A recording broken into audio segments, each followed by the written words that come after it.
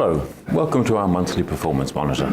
My name is Barney Hawkins, Investment Director at True Potential. Clearly, the key topic looking back was the recent sell-off in markets and the spike in volatility. Although unsettling, markets have recovered much of the lost ground, and the general consensus seems to be that the sell-off was more of a correction than the beginning of a sustained downturn. Our managers point to the strength of the global economy and strong company earnings figures, and believe that although we've seen a reaction from markets, the favourable picture of the global economy remains unchanged. While some managers have adopted a wait-and-see approach, others have taken the opportunity during the sell-off to buy on the dip and have added to risk assets. The UK is one of the few markets dividing our managers. UK equities appear attractive from a valuation standpoint, particularly compared to the US. However, volatility in sterling and uncertainty around Brexit are both worrying. Mark Carney's comments that the UK is likely to raise interest rates suggest that the Bank of England is looking to take advantage of strong global growth to move interest rates to more normal levels, and this is creating volatility. That said, some managers have been using the recent pullback to add to the UK, concentrating on the FTSE 250, which is made up of more domestically focused companies which are less sensitive to movements in the currency. In the US, attention is focused on the new head of the Federal Reserve Board, Jerome Powell, and what course monetary policy will take under his leadership. Interest rates have been rising in the US, and the Fed has indicated 3 further rate rises in 2018. There's no doubt that the economy is strong, and the recently announced tax cuts will add further stimulus to an already established growth trend. However, company valuations remain high, and markets are uncertain as to how far interest rates will be raised and what effect their raising will have on financial markets. In Europe, near-term concerns focus on political maneuverings.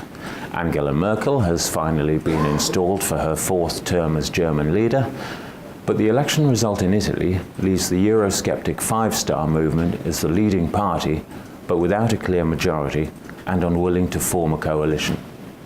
The partnership between France and Germany appears to be strong once again, but looking longer term, there is only so much that the two countries can do on their own. That said, across the bloc, economic growth is accelerating, and while the program of quantitative easing is being scaled back, the implementation of any interest rate rises in Europe appears a long way off. Looking to the Far East, Japan's recovery is becoming increasingly established, with the financial markets sustained by good economic numbers and continued quantitative easing. Emerging markets too look attractive, and are pricing on a discount both to developed markets and their historic valuation levels.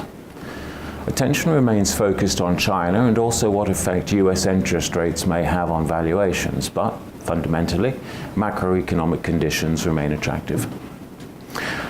As central banks around the world work towards policy normalization, aligning current levels of economic growth with appropriate levels of interest rates, financial markets are likely to remain volatile. While this process may prove unsettling, it is important to look to the long term and remember that higher interest rates are indicative of a growing global economy. Thanks for listening, and we'll see you again next month.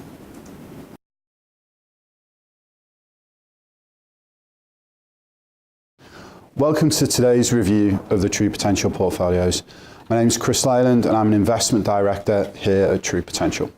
So the format today is that I'm going to spend the next few minutes talking about our flagship investment product, that is the True Potential portfolio range.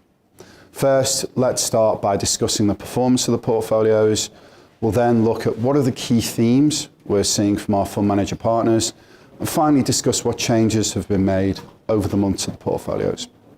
Okay, so looking at the month of February, the portfolios have lost a little bit of ground, with the lower risk portfolios outperforming the higher risk models as markets digested the sell-off earlier in the month. Over the longer term, the figures continue to be strong, and if we look at performance since launch, that's October 2015, aggressive clients have received over 40%. Moving on to the performance of the underlying funds that make up the portfolios, the new True Potential 7IM fund range has performed well, coming back after a weaker performance in 2017. Their positioning of being underweight equities and bonds, overweight cash and alternatives has helped them fare well during the sell-off. The True Potential Close Brothers fund range also held up well, with Close Brothers' excellent stock picking abilities coming through. Looking at the key themes, which are formulated after speaking to our manager partners, our managers have continued to remain positive on the economic outlook. They feel, in general, that the sell-off in markets in early February was a correction rather than a signifier of something more sinister, with actually many of our managers opting to use the pullback in markets to access assets at favourable prices, although others are still waiting until we see a little bit more stability in bond markets. The main conclusion is that the higher level of global economic activity being experienced is not correctly aligned with historically low interest rates designed to combat the lower levels of growth experienced after the credit crisis. As global growth and monetary policy realign towards historic norms, financial markets are likely to experience volatility.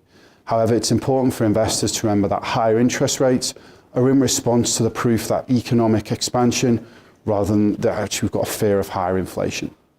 Looking at the changes that have been made over the month, these have taken place within the defensive, cautious, balanced, cautious plus and balanced plus portfolios. And what I'll do is I'll just summarise the changes overall. So firstly, Allianz, we've reduced Allianz across the board. Allianz use a momentum style, and that's something that's worked very well when there are clear trends within markets, when markets are rising.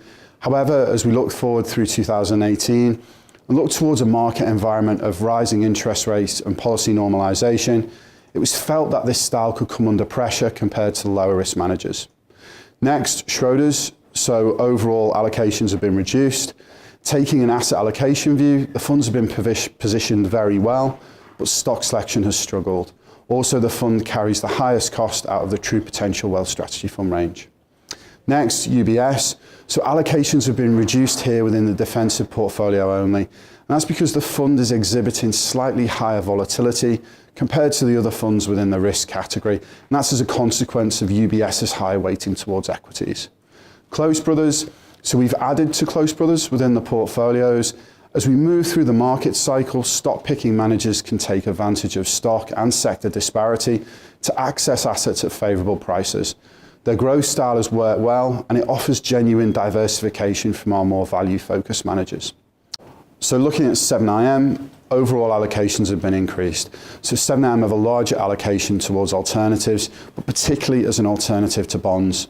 The alternatives allocation looks to offer both stable, above inflation returns and the potential to offer uncorrelated performance to both equity and bond markets, a way to help mitigate risk in changing market conditions. Next, Goldman Sachs, and we've increased the allocations towards the True Potential Goldman Sachs Balance Fund. The fund is positioned short duration, so less sensitive to movements in interest rates, is well diversified with alternative investments, which should help to mitigate risk. For the rest of the portfolios, no changes have been made, with the 4 optimization factors of risk, cost, expected return, and risk-adjusted return always being paramount. In conclusion, moving forward, markets are adjusting to a new environment of normalization within interest rate policy, but with the backdrop of a very strong economic growth. Diversification is very much key, spreading risk both by geography, asset class, and with the True Potential portfolios fund manager style. Thank you very much for listening today, and I will speak to you next time. Thank you.